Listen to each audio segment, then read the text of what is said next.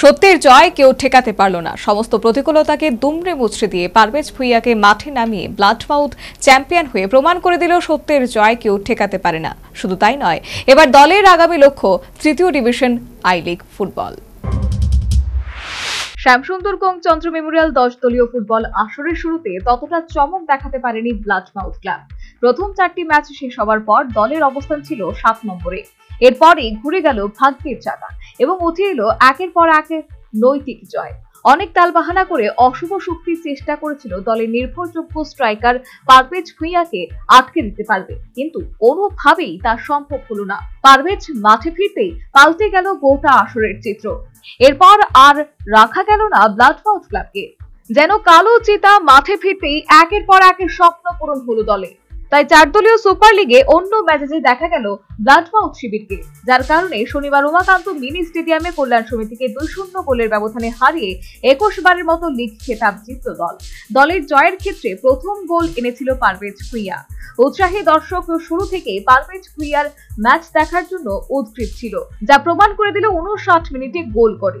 ছেলের গোলের পর পারভেজের মা জানালেন, পারভেজ আজ মাঠে ফিরেছে একমাত্র ব্লাডমাউথ ক্লাবের সচিব সেবক ভট্টাচার্যের কারণে। সাধারণ খেলা হয়েছে এবং হাড্ডাহাড্ডি খেলা ছিল। আজকের এই লড়াইতেও আমার ছেলে একটি গোল করেছে এবং আরেকটা ছেলে আরেকটা গোল করেছে, ওর নাম আমি জানি নাই, তবে আমি খুব খুশি। আরেকটা গোল যদি হতো তাহলে আরও খুশি হতাম।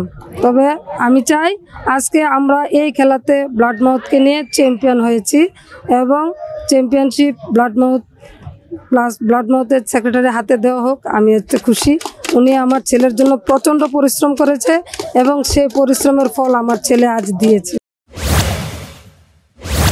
এদিকে দল জেতার পর দলীয় ফুটবলার এবং ক্লাব কর্মকর্তাদের অভিনন্দন জানিয়েছেন ব্লাডমাউথ সচিব সেবক ভট্টাচার্য। তিনি জানান, অনেক চেষ্টা হয়েছিল দলকে আটকানোর, কিন্তু সমস্ত চেষ্টায় ব্যর্থ করে দিল দলীয় ফুটবলারদের একাগ্রতা এবং সদিচ্ছা। প্রমাণ করে দিয়েছে সমস্ত বাধাকে জয় করা কিভাবে সহজ। পাশাপাশি পারভেজকে মাঠে ফেরানোর জন্য রাজ্য ফুটবল সংস্থা যে সহযোগিতা করেছে তাকেও অভিনন্দন জানিয়েছেন তিনি। তাই এবার ফুটবল সংস্থার কাছে দাবি রাখলেন প্রান্তিক রাজ্য ত্রিপুরা থেকে যেন তৃতীয় ডিভিশন আই লিগ ফুটবলে ব্লাডমাউথ ক্লাবকে অংশগ্রহণ করবার জন্য প্রত্যেকে সহযোগিতা করেন। আমরা ত্রিপুরা লিগে 4টা গেম যাওয়ার পর আমরা 7 নাম্বার পজিশনে ছিলাম। 10টা টিমের মধ্যে 7 নাম্বার পজিশনে ছিলাম।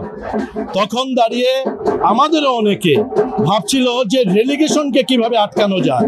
এরকম জায়গায় দাঁড়িয়ে আমরা প্রতিজ্ঞা করেছি যে আমরা না চ্যাম্পিয়ন করে ছাড়বো টিমটাকে।